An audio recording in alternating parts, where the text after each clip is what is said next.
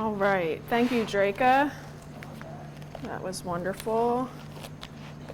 All right. So we are in the book of James. Each month, if you've been to the Word Cafe before, I'll be providing the text on a piece of paper in case you want to take notes in the ESV. And then you'll also get a handout that just will kind of be a roadmap for where we are, where we're going. And so you can follow along, take notes, or whatever you want to do with that. Make a to-do list for later. Okay, can everybody hear me? I'm not good at being loud. I'm a little low? Okay, I'll try my hardest to be louder. So, earlier this year, I had one of those like faith shaking moments. Anybody here know Ravi Zacharias? The apologist, world-renowned apologist, and he was found to have deceived everyone around him regarding the true state of his spiritual health and his faith. He was found to have engaged in some very, very serious sexual misconduct, which included abusing several women, lying to his wife and ministry partners, dishonestly handling funds for his own desires and purposes, among many other things. And this was really, really hard for me because Ravi Zacharias was literally the person that led me to the person of Jesus. He's literally the one that showed me the dazzling grace that he has to offer. He showed me how beautiful his love is. Ravi led me to faith. And then after my salvation, he continued to disciple me with his books. And when he died, none of this had come out yet. And when he died, thousands and thousands of people were posting about the impact that he had made on their lives. And then this came out. And I was just like, wow, if Ravi can fall, what hope do I have to make it? What hope do any of us have? Did God fail to keep Ravi? You know, none of his sheep can be plucked from his hand. So what about that? Did God fail Ravi? Did Ravi fail God? What is real? What is happening in this whole situation? And it just seemed so crazy to me that a person that can seem so real, that person could not actually be real. And if that's the case, how can we know what's real? How can we know? How can we call anything real? And so I felt that realness of my faith, the realness even of God, and his promises start to kind of get a little shaky for me. And I just was like, oof. And that's a scary place because we need real. We need something that we can hold on to for dear life. We need something that can hold our weight. We need something that can hold the weight of the world when everything is going a little bit crazy. We don't need, we love our cute little coffee mugs and bumper stickers, but that's not really what gets us through. We need real faith. We need a real God that gets down deep into the everyday things that we face. So James, this is why I'm excited about this book. James is real. James is real deal. He's getting into what's real. He's digging into the real parts of us. And he's basically sermonizing. A lot of people think that this was a sermon put to paper. And it relies so much on Old Testament teachings and the teachings of Jesus that it's almost like James is preaching from the Bible to us. Like what's the purpose of sermons? It's to take scripture and tell us what to do with it. Tell us how to apply it to our lives. And that's kind of what James is doing. We'll see throughout the whole thing how he relies so much on the Old Testament and Jesus. And so he's taking what is true and telling us what to do with it. He's giving us a sermon on the Bible, in the Bible. So I thought that was pretty cool. So this book is known for being incredibly practical, which sometimes makes it incredibly hard. Sometimes we're like, oh, I want practical teaching, and then practical teaching tells you to tame your tongue, and you're like, no, go back to Christ seated at the right hand of the Father. I don't want to hear all the practical stuff. So sometimes it gets hard, but it's just so real. It gets into our lives, and it's going to help us with that. And so the main idea of his sermon, he states it really clearly in chapter 1, verse 12, and this is in our passage today. He says, "Blessed is the man who remains steadfast under trial, for when he has stood the test, he will receive the crown of life which God has promised to those who love him." So in simpler words, the person who has real faith and sticks with God and doesn't give in to sin is happy, and she will receive the crown of life. Now I hesitate to use that word happy because we don't always talk about happy. We talk about joy even when we're not happy. We talk about peace, but blessed means happy.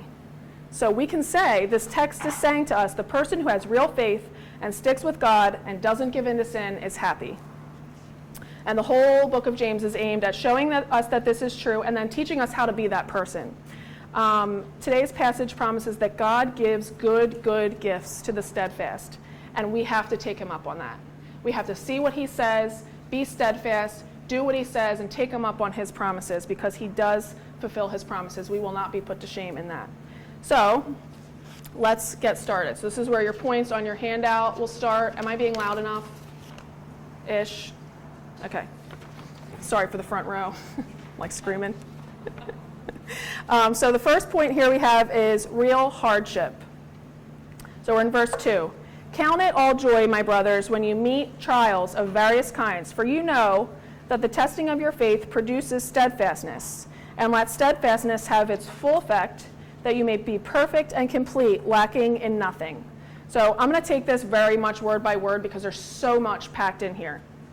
So count all joy, my brothers, when you meet. The word is parapipto. And it's the same word used in Luke 10 with the parable of the Samaritan and the robbers come upon the man. So it's like this word meet means to be encompassed by, surrounded by, as if by robbers. So in Luke 10:30 it says, a man was going down from Jerusalem to Jericho, and he fell among robbers, or he met robbers. So the robbers kind of just descended on him out of nowhere, who stripped and beat him and departed, leaving him half dead, which is sometimes what it feels like when you meet trials. And what are trials? Trials are hardship, trouble, and afflictions, but the word trial has this nuance to it that those things come as an experiment. So like a trial, when something's on trial, you're kind of going to see what is true of the situation. So this is trial, hardship, trouble that produces a verdict. And in this case, obviously in this text, the verdict is regarding the veracity of your faith, the realness of your faith. And then the last word I want to zone in on is trials of what kind? Of various kinds. And that word there is poikilos, which means multicolored, diverse, complex, intricate. Now, I think we all can acknowledge, and we all know in this room, the trials that we're facing are diverse. There's a lot of different kinds. And I can speak to that. But it's really hard for me as a speaker, someone outside of your trouble, to talk about the complexity of your trial and the intricacy of your trial and how layer upon layer, it's very rarely a cancer diagnosis. That's the label that we put on it. But then you have financial trouble, you have relational trouble, you have there's so many layers. They're so complex when we suffer. And James acknowledges that here when he says poikilos, when he says of various kinds. He's seeing and he's acknowledging the variety of trials that we come upon and the complexity of the trial that we face. So to summarize this first little tiny sentence, James is saying, see it as a good thing, brothers. He's not saying feel joyful. It's count it all joy. So see it as a good thing, brothers, when you are overtaken, surrounded by complex and multifaceted afflictions and hardships of many different kinds that ultimately test if your faith is real. See, that's a good thing. Okay. But one thing the reason I wanted to zone in on this is because the rest of the passage, when you call trials and suffering good, I think of the trials that you guys are going through. And it feels so trite. And it feels like, yeah, go ahead, consider that trial a good thing. But I want you to see that this text sees you. This text understands all of this and how absolutely hard and terrible it really is. It's not just kind of like, when you run into a traffic jam, it's going to be okay. Just praise the Lord. It sees the multifaceted complexity of the hardship that you're suffering. It seems like 3/4 of the time that I'm teaching, I'm talking about hard things. And sometimes I'm just like, sorry, everybody, I'm still talking about hard things. But the reason I'm still talking about hard things is that's what the Bible's talking about.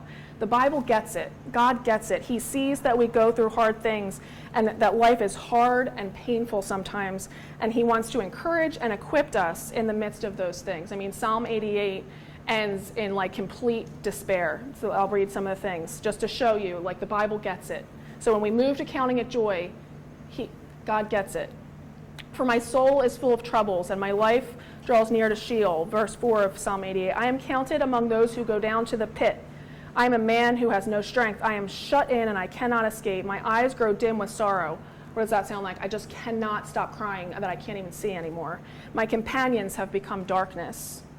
And then I thought of Hagar in the desert after having been taken advantage of and abused, disrespected, shunned, blamed for what she went through.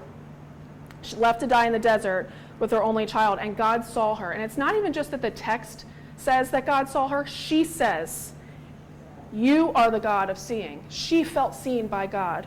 And I just want you today to feel seen by this text. I want you to feel that he sees what you're going through, and he sees all those layers. But oddly enough, as we've seen, he still says, count it all joy. Why? This is the next part. Because it's an opportunity to prove that your faith is real. It's an opportunity to be loyal to Jesus. It's easy to be loyal to Jesus when things are easy, right? It's easy to stick with him in those times. But Alec Motyer says in his commentary, he says, suppose the day comes when circumstances seem to mock our creed. That's how I felt with Robbie. I felt like my creed was being mocked. When the cruelty of life denies his fatherliness. When the cruelty of life denies his fatherliness. His silence calls into question his almightiness and the sheer haphazard meaningless jumble of events and the possibility of a creator's hand. It is in this way that life's trials test our faith for genuineness. Think of Job. Basically, Satan said, well, of course he follows you. Look at him. He's got a big house, lots of cattle, lots of kids. They all love him. Of course he loves you. But let me ruin everything, and we'll see. He'll curse your name. When trial comes, you find out how real your faith is. You find out where you are with God. And what I love also is when you find out where you are with God and you go all in, you take him up on it, you find out how real he is also. And you find out that he can stand up to those things. Verse 3, for you know that the testing of your faith produces steadfastness. Now, I got real hung up on this because I'm like, how does the testing of my faith produce steadfastness? Testing makes me want to give up. Testing, how does that produce steadfastness? But I looked a little bit more into it, and the testing there is a test by which something is proven. So it's more like saying, for you know that the test that proves your faith produces steadfastness. When hard things come, they put your faith on trial, and when your faith is proven, it results in a stronger commitment. It produces steadfastness. Something can only be proven to be as strong as that which threatens to take it down. So like, I take on my 5-year-old and win. Okay, good for you, big deal. I take on Dave, who Jason Doherty likes to call Viking, and I take him on and win. Now we know I'm real deal, like I got it going on. So when we have these harder things, we really get to actually see how far our faith will actually go. And I mean, many of us have had relationships, friendships, marriage that have endured and weathered really intense storms. You come out stronger when you see that it lasts because you see, wow, this is strong. I'm sticking with this. And so that's how the testing of our faith produces steadfastness. And let steadfastness have its full effect, verse 4, i.e., don't give up too soon. Because when you let it do its thing, when you go through trial after trial after trial, you grow into maturity. You will be perfect and complete, lacking in nothing. Think about that. Where is your spirit lacking? Peace, joy, moral fortitude, self-control. Where are you lacking?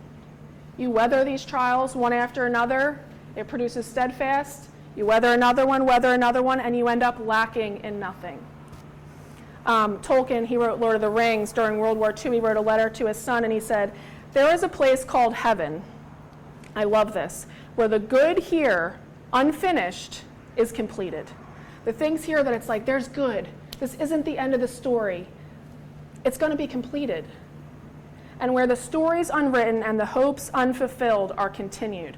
We all have those things in our hearts, in our relationships, in our loved ones. Uncompleted, incomplete, imperfect. The story does have an ending. And when we weather the storm, it ends in that completion and that wholeness. And I love how he ends this quote. I don't know if anyone else will. He just says, we may laugh together yet.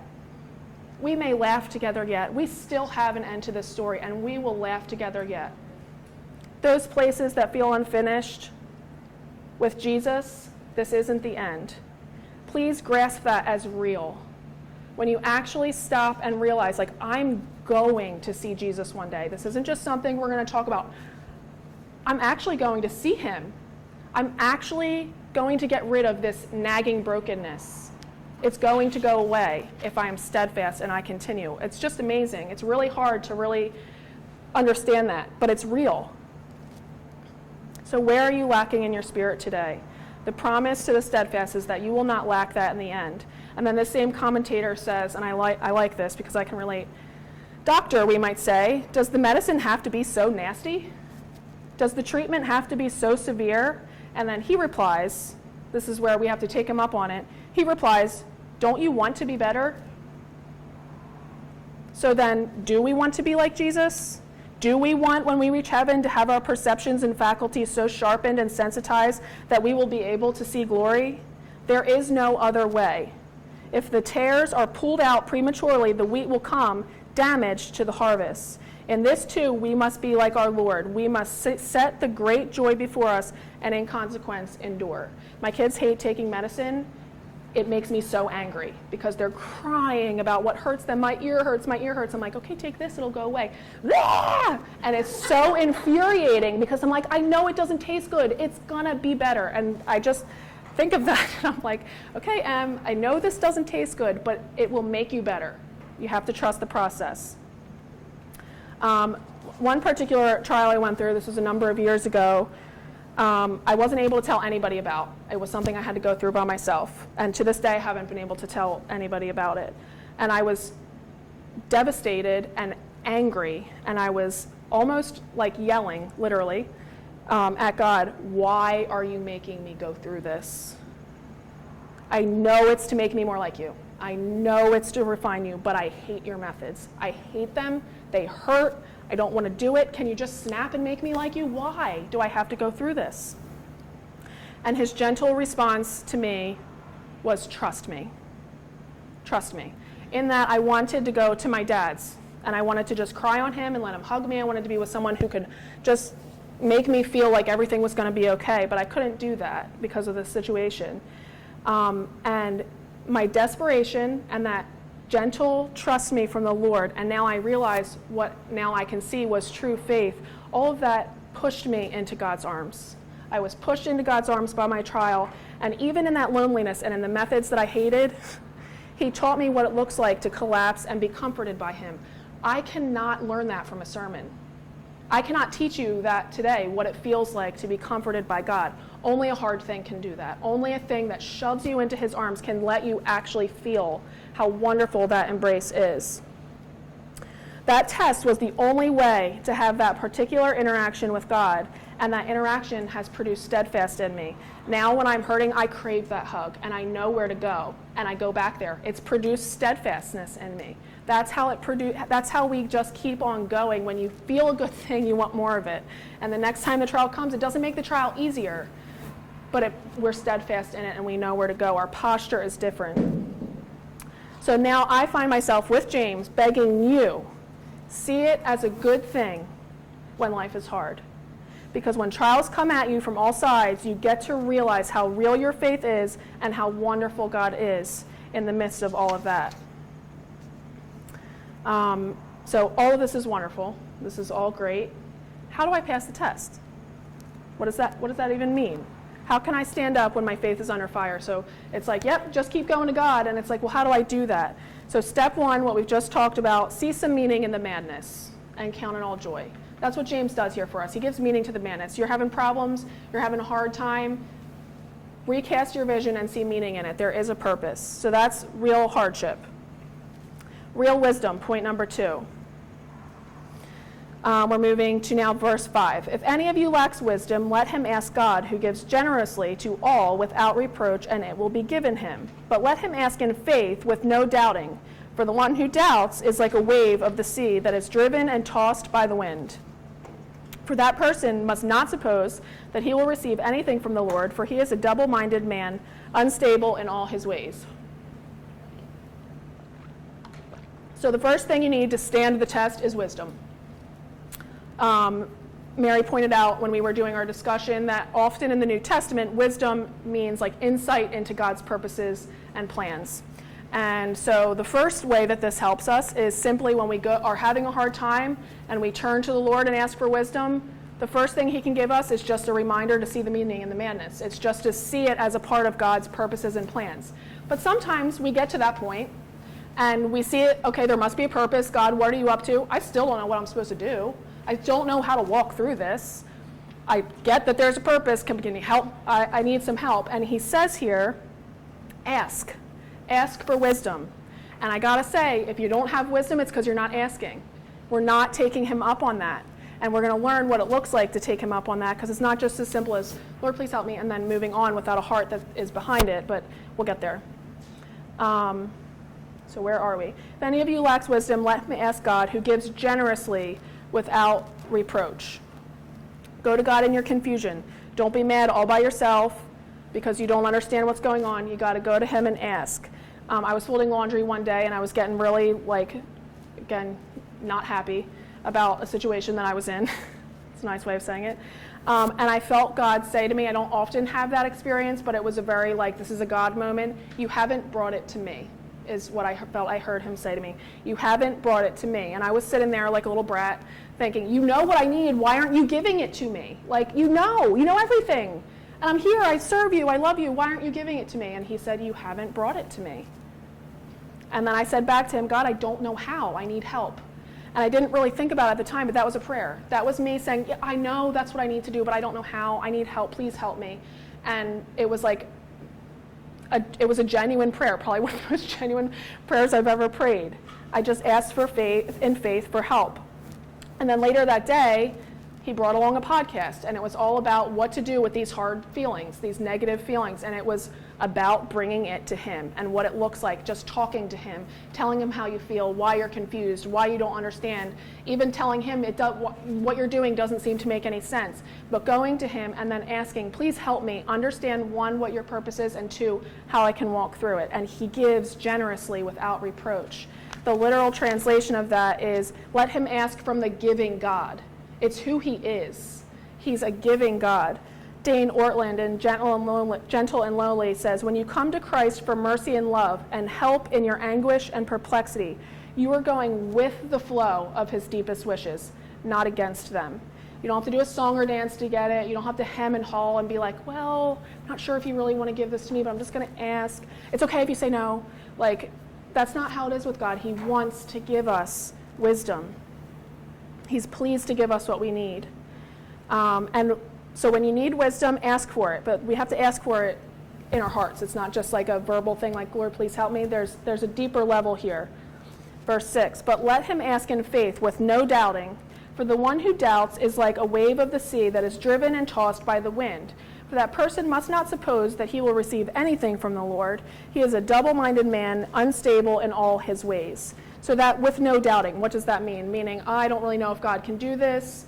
It's actually a level deeper than that, because it's about being divided or hesitant how to decide a matter. So it's not actually about whether or not you think God can do it. It's whether or not you think you should go to God in the first place, if that makes sense. So it's kind of like asking God for wisdom, also checking out your favorite Instagram influencer and seeing what she thinks. It's asking God for wisdom, and then I like to do yoga, and they really are into self-love and all these different things. And it's well, I'm going to try this out, and I'm also going to try to get some self-love in here. And I'm going to, it's doubting is having this feet in two places kind of way. The commentator said he's not calling this person two-faced, but two-minded. Not two-faced, but actually facing two ways, if that makes sense. You have to be all in with God. The fear of the Lord brings wisdom. What is that verse? Why can't I think of how it's said? Yeah, is that right? Okay.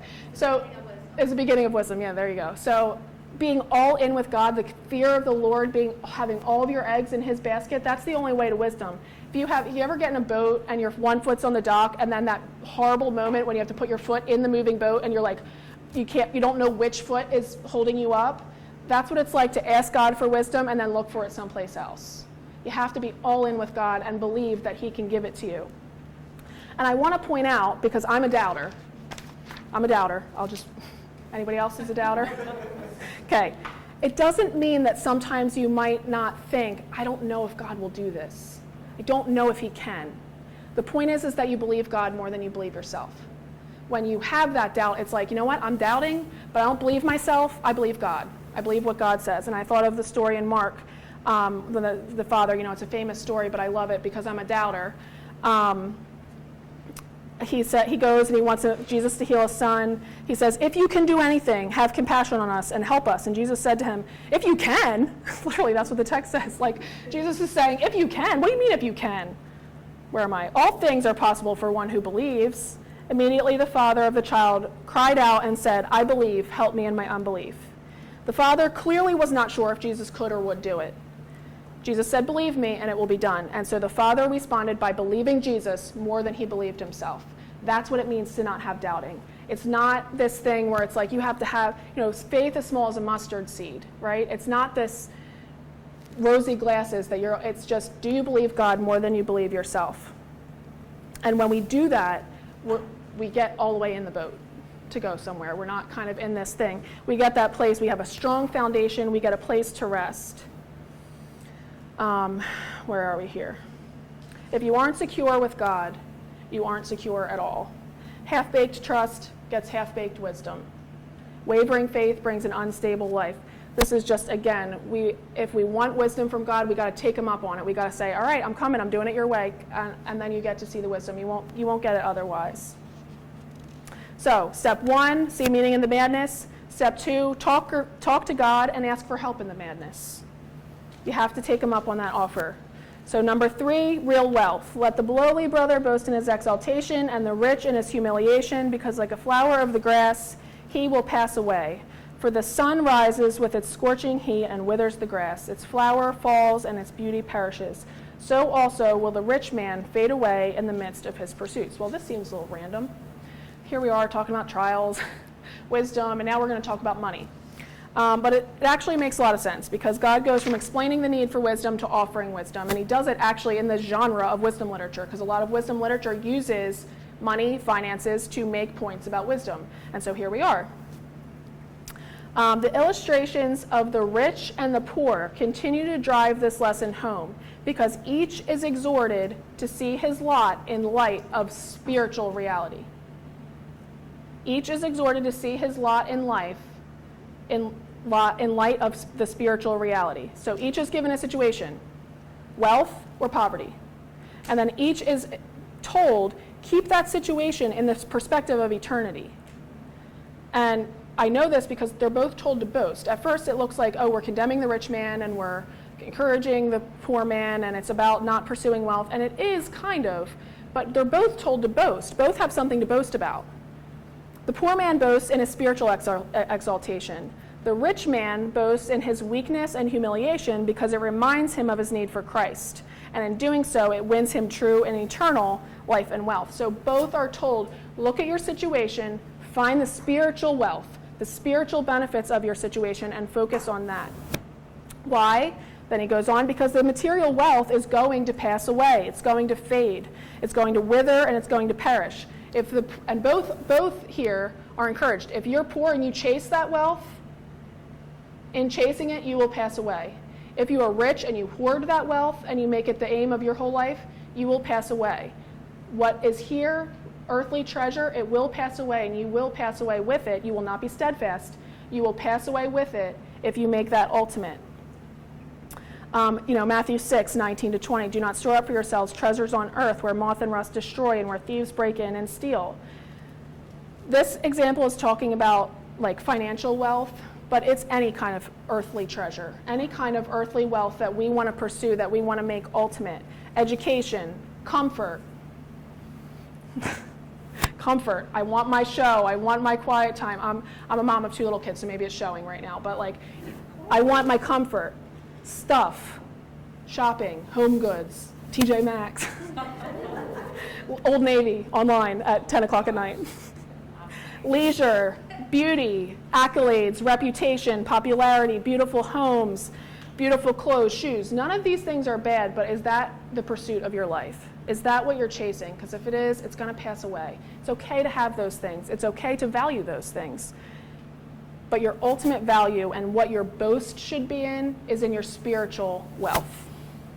So when you feel lowly, when you feel poor in one of these earthly treasure kind of things, when you feel humiliated, maybe you had those things and then all of a sudden you're humiliated, like poor, weak, uneducated, not good with words, not cool, beautiful, fashionable, my hair is weird, I can never get to do the same thing twice, whatever. Like at the retreat, right, JP? My bangs were like... let the rich man rejoice in the thing, this humiliation that keeps you close to Christ. And let the poor man rejoice and exult in this high status that we're given. I mean, Ephesians 1, you can go there. Every spiritual blessing is ours. And it's hard to not notice also, this isn't in the text, but I'm just going to throw it in here real quick. Being lowly and humble lets you know Jesus. I mean, the suffering servant, Isaiah 55, he was lowly and he was gentle. It says, I am lowly and gentle in spirit. Come to me. So we have fellowship with him in that thing. So that's kind of a side thing, but I just love when I feel lowly to be able to think about my Savior in that. I'm not loud enough? Okay. Okay, so that's, don't store up that treasure, that earthly treasure. Instead, verse 12, blessed is the man who is steadfast under trial, yada, yada, yada, because he will get the crown of life. There's a pursuit there of spiritual good, of spiritual reward, and that's the thing we want to focus on. And the pitfalls come, which is where we're going next. The pitfalls come when trials tempt us, when hard things tempt us to look at something else besides God to give us good things. And in pursuing those things, we end up sin. And as we'll see, sin leads to death. So step 3 in steadfastness, prioritize your spiritual wealth in the madness. We had see meaning in the madness, talk to God and ask for help in the madness. Now prioritize your spiritual wealth in the madness. See how it's all building? It seems real random at first, but it actually really all builds one upon the other. Real quick, one thing that I recently started to do to prioritize my spiritual wealth when things are hard and I'm like tempted to go in that like spiral, I created a playlist of songs that help me bring me back to spiritual reality, that help me bring my eyes back to like what's really going on, and it's so helpful. So there's a little practical tidbit. If you're a music person, I think music impacts like a lot of people. My playlist has like 8 songs on it. It's not even huge. It's just these songs ground me in my spiritual reality, and it brings me back. Go to the retreat playlist that we had. There were great songs on that list. And just find what can you do that becomes a habit to bring you back to that spiritual reality and see things in light of their spiritual implications. So real hardship, real wisdom, real wealth, real pitfalls. Usually I have 3 points, and today I have 5. Woo! Okay, so real pitfalls. Blessed is the man who remains steadfast under trial, verse 12. For when he has stood the test, he will receive the crown of life, which God has promised to those who love him. Let no one say when he is tempted, I am being tempted by God. For God cannot be tempted with evil, and he himself tempts no one. But each person is tempted when he is lured and enticed by his own desire. Then desire, when it has conceived, gives birth to sin. And sin, when it is fully grown, brings forth death. So blessed, we already talked about that a little bit. It's an adjective, it's not a verb. It doesn't mean God will bless you, it means blessed. Blessed is a word that will be able to describe who you are as a person, and that word can also be happy. So happy will describe you if you do these things. The man who is steadfast, we've already talked about steadfast, but then so interesting, it's like a word play here. It seems like he's kind of saying the same thing he already said in verses 3 and 4, where he's like, it's a good thing when bad things happen, it'll test your faith, it'll produce steadfast, and you'll get something good in the end. It seems like the same thing. But James takes it, and he has like a little word play here, and he takes it one level deeper, because this under trial, he went from when you meet trial to under trial, and the word changed to this word trial, which means when tempted or enticed to sin. So we went from having trial get me from hard things happening to me to now the trial that's happening in my heart. What's really going on here? And then for when he has stood the test, now the test has changed. The test now is resisting temptation and not sinning in the midst of that trial. He will receive the crown of life, which God has promised to those who love him. So like I said, it's a repetition of what came already. It's taking it deeper. And we're getting now to, as Linda called it in our meeting, the heart of the matter. We're getting to the heart of the matter, literally, in your heart. So notice that difference there. We have moved from the outside in. We have gone to talking about being strong through a trial to not sinning in a trial. And we have moved from looking forward to trials that will come to look at a trial that has been withstood. And we're going to see what that looks like. Here I go, repeating myself 6 more times. Let's see. Okay, so then another thing that I thought was random, but I was like, why are we saying God doesn't tempt anybody? We just got finished saying God gives you trial to test your faith. Why is he saying that?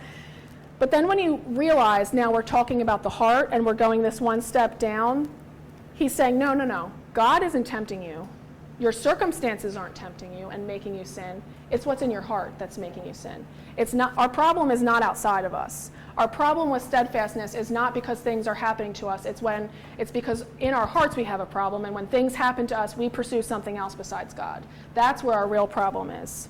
We always want to think the problem is outside of us. This goes all the way back to the beginning. Satan made me do it. That woman you gave made me do it.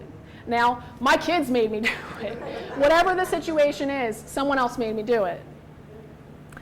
But no one or no thing can make something come out of you that isn't there, right? So Paul Tripp, I was going to play this video because I love Paul Tripp and his mustache and his glasses. He's super cool, but I couldn't get the video in time, so I'm just going to do it. But he has this thing where he says, okay, water came out of the bottle. Why did water come out of the bottle? Because I shook it. But what if I change the intonation? Why did water come out of the bottle? Because water's in the bottle. So I'm shaking it, but water's only going to, my shaking it can't make water come out if there's no water inside of it. If there's orange juice in here, orange juice is going to come out. Water came out because that's what's inside. And I think that that's so important. Well, I think it's so important. The truest trial isn't on the outside, it's on the inside, and each person is tempted or tested when a hard thing comes up in our lives, shakes us up, and something comes out. And the true test is what's coming out. I've struggled with sadness and what some people would call depression for a long time. Like, I can remember feeling that way as an 8-year-old. I've struggled with that my whole life. And there was a period of time when it got pretty bad, and I was just really not in a good place. It was my first year of marriage, so you're supposed to be super happy. I can't stop crying at the dinner table. I won't get into all the details. It was not a good time for me, and so I pursued, it wasn't really formal counseling, but with a mentor of mine, and we talked about it because I just was like, this needs to stop, this isn't okay. And she said to me, I'll never, ever, ever forget this line that she said to me, and I've now applied it in so many different things. I've probably said it to you guys a million times, sorry if I have. She said, you came to me with the goal of getting rid of this depression, but for some reason, God isn't removing it. You're in a trial, and for some reason, God is not removing it. You came to get rid of it, but what you need to learn is to walk righteously through it. We want to get rid of the trial. That's prioritizing earthly treasure. We want to get rid of the bad things, but what we need to learn is not what we need to seek is not to always try to get out of our trial. I mean, we're not masochists, so it's like, it's good to, we're not trying to like incur hardship on ourselves. But what we need to learn is to walk righteously through our trials. Yes? Repeat that. You said to live what? To live righteously through it. So she said, you came to get rid of it, but what you need to learn is to walk righteously through it. I mean, think about Psalm 23. He says, yea, though I walk through the valley of the shadow of death. You're walking through that valley, but I will fear no evil because you are with me. There's a difference there. It's walking righteously. It's walking hand in hand with Jesus through the trial. And in John 17, he's praying for believers, Jesus is, and he says, I don't ask that you take them out of the world. Thanks a lot. I don't ask that you take them out of the world, but that you keep them from the evil one. In other words, that they don't cross over, that they don't then get lured and enticed. Not that you take them out, but that they learn to walk righteously through it. This is where we need wisdom, right? It's hard to know. We need those spiritual eyes. So I just want to ask you, what does obedience, or train yourself to ask, what does obedience look like in my particular suffering? What hardships are you walking through, and have you considered the righteous way to walk through it, or are you just surviving it? Are you just getting through, or have you considered the righteous way to walk through it? Circumstances tempt us to put now first. These can be huge things or they can be little things. Sometimes when illness strikes, we're tempted to distrust and get angry at God and maybe stop reading our Bible because we don't want to hear what he has to say. When singleness lasts too long and we indulge instead in sex outside of marriage, even though that's not God's way, but like this trial's too hard. When our friends don't treat us right or overlook us or misunderstand us, we face the temptation to get bitter and to gossip. When financial hardship strikes, we may be just tempted to stop tithing, to stop giving, When the political arena gets wild and crazy and we're tempted to lash out at our Christian brothers and sisters who don't agree with us. When the world around us is just so out of control and we're tempted to believe that God does not know what he's doing, so we better jump on board with someone else's ideology. These people seem like they know how to fix the problem, so I'm going to go with them because what is God doing? It doesn't seem like anything.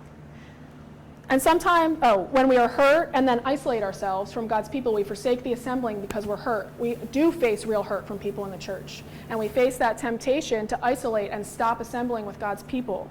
When your spouse hurts you and you spew nasty, hurtful things back. And sometimes we're tempted with really small things. When we think of hardship and trial, we think of the big things. But sometimes Satan is really good at using those little tiny things in our lives to make us sin and forsake our steadfastness. We don't even classify it as a trial because it's so insignificant. When I've told the kids 70 times, just put on your shoes, and then I erupt in anger. That's a hardship. It's not a significant hardship, but guess what? It's the one that's making me sin. It's the one that's making me not walk righteously through it. It's like I can walk righteously through someone's mental illness, but I can't get through getting shoes on. Those are sometimes the things that trip us up, when that person who's on your last nerve will just not stop and you become snippy and unkind. Those are trials. Those are hardships that test what's on the inside. What comes out of your bottle when those things happen? Let's skip all of this. Okay, so when we get to these things, I'm going to get to this in a minute, but these things erupt in us, and the thing that we have to deal with is what we do with those things. Am I going to nurture that sinful desire, or am I going to put it to death? Because the imagery here that we move forward with is when you nurture those things, it becomes like a horror movie. Each person is tempted when he is lured and enticed by his own desire. Then desire, when it has conceived, gives birth to sin, and then when it grows up, it brings forth death. So you have this big death baby. That's what the picture is here. It's like this inevitable cycle of death, really. This thing that grows up and now it's taking control. When that desire has been conceived, i.e. fertilized, given life, nurtured, we just coddle those things, right? Sin is born. And at this point, you have a living thing. And now it has a life of its own. And when that thing grows up, it leads to death. And as I said this already, but as with biological reproduction, there is an inevitability to the process. Don't think it can't happen to you. It can. Once the process begins, Rachel Gilson says in her book, it can't help but press on toward the goal of life as the cells divide and multiply. But in a perfect twisting of the image, sin presses not toward life, but toward death. This is a real pitfall when it comes to our faith and not being steadfast, and it has real consequences. Ravi Zacharias, he didn't start out in all those places. It started out no accountability on the road. He was a traveling preacher. No accountability on the road. A little flirtation here. A little indulgence there. Whatever. It didn't start out that way. But the pressures of the ministry, the trials of traveling, being away from his family, those are real trials. I genuinely believe that he was under a heavy, heavy burden. His primary audience were atheistic college campuses. That was a rough ministry. All of you want to be here listening to hear about God. You're not hostile. It was a rough ministry, and that hardship made something come out of him, and he didn't crucify it. He coddled it. And when that happens, this is where we end up. He didn't believe that God would make him blessed or happy to resist that sin. He pursued earthly wealth and pleasure to find happiness on his own, to alleviate that pain. He didn't pass the test, and it genuinely, sincerely breaks my heart. I was afraid I was going to cry when I was talking about it, and I didn't pass the test. So how about you? Do you believe yourself? Do you believe you know what will make you happy? Or do you believe God? Choose life. Choose the cycle of life. Don't choose the cycle of death. Choose the good from our giving God. John Owen, be killing sin or it will be killing you. Brooks from Shawshank Redemption, get busy living or get busy dying. You have a choice. Which direction, which path are we going to take? And again, you don't know, it's confusing, ask for wisdom.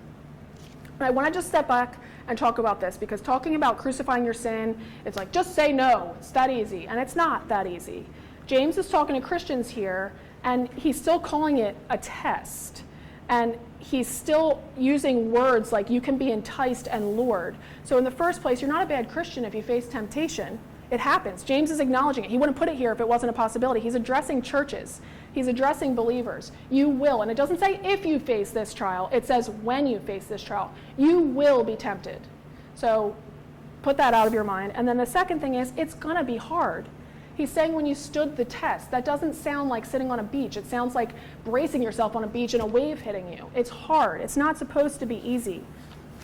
And I think that so often in our culture, it's like, how can something be so wrong if it feels so right? Or it's natural. This is natural for me to want this, and all of these kinds of things. And we use those things to make excuses for sin. We use those things as license to pursue them. Jackie Hill Perry, she talks about she has had an enduring same-sex attraction, and she says her desire for same-sex relationships feels as natural as breathing. She didn't choose that desire. She feels that desire, and it feels natural. That doesn't mean it's okay. That doesn't mean it's going to bring life. It doesn't mean that it's something that you should pursue. I had a friend justify sex outside of marriage because sexual desire is natural. God gave it to us. We're supposed to feel this way. And so since it feels natural, since it feels easy, it's okay. I should be able to do this. But easy doesn't equal right. Natural doesn't equal right. Feeling good doesn't equal right. Dumbledore, we all must face the choice between what is right and what is easy. I think James said it first. I think James was the original wisdom guru. And Sarita Lyons at the retreat, this is another one that has stuck with me. So much of the Christian life is going against how we feel. And it's hard work. So when you feel beat up by this, it's a sign of maturity. It's a sign that you've been walking through those trials and sticking with Jesus. It's not a reason to be discouraged. It's a reason to be steadfast and to continue. The reward is great because the challenge is huge. Let's see, where are we here? I'll just say Rachel Gilson, she also has struggled with same-sex attraction, and she says, perhaps my attractional patterns will never change. They haven't changed these past 15 years. God never promises to get us out of maybe our temptations. Jesus was tempted, and many others report no change. That does not undermine the fact that in Christ I have the power and the obligation to say no to temptation and yes to God. We are never promised relief from the presence of dangerous desires, but we are promised the power to fight victoriously. So I'm coming to a close soon. Our last point isn't quite as long, but I just wanted to give one example that hopefully it will be helpful. I already said I like to take yoga classes, and this one class that I take is called Surrender. And you literally hold a pose for like 5 minutes. You get in a shape, and you stay in it for 5 minutes. And at first it's like, this feels so good. I'm like really stretching, deep tissue stretching, whatever. And then you get to like minute 3.5, and I'm just like, okay, we're done now. Like, please, you start to get mad at the instructor, and you see them walking around and just like, man, I'm like, you can end it now. And then at about minute 3.5, they say, I know you're feeling uncomfortable. You're supposed to be feeling uncomfortable. Pick something to focus on, rise above the discomfort, and you can make it to the end. You can make it through the end of this. And my mom's like, why would you want to do that? It really feels good. Afterwards, you just want to like drift off to sleep. It's great. But we have to do that also. Where are we in my notes here? Every time we go through this, my mind immediately goes to the discomfort I'm experiencing in my life and the things I'm having to sit through. And I actually it's become like a spiritual thing for me that I let that pain represent kind of what I'm enduring in my life. And I need to pick something to focus on in order to not let the discomfort consume me and to then not let steadfastness have its full effect so that I can keep going. And I have Jesus to focus on in that. I have the giving God who generously offers wisdom and a crown of life, who has offered his son so that I don't have to be in this proverbial horror story of this death baby that grows up and kills us. How's that for profound? Well, you have to pay. It's horrible. So we have to train our eyes on the one who loves and cares for us and has carried my sorrows and borne my griefs. One who has my ultimate good in mind always and has gone as far as death to give it to me. Train your eyes on that. Don't look at, for those who have been here for a while, I'm not going to explain it. Don't look at it, Corey. Look at Jesus only. Ask him to help you. Prioritize your spiritual good and your soul good and resist the desires that seek to take you away. So how do I remain steadfast in trial? See meaning in the madness, talk to God and ask for help in the madness, prioritize your spiritual wealth in the madness, and then this one, examine your heart in the madness. See what's coming out of it. Identify it. Kill those sinful desires. Get accountability. Tell somebody in a moment of clarity, I am struggling with this and I am tempted to pursue something that I shouldn't. You fill in the blank. Tell someone about it and ask them to hold you to it. I had someone do that with me recently, and I was so impressed by their maturity and the ability to acknowledge their problem and get accountability for it. That's not weakness. That's incredible strength.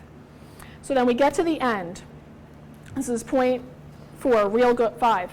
Real good.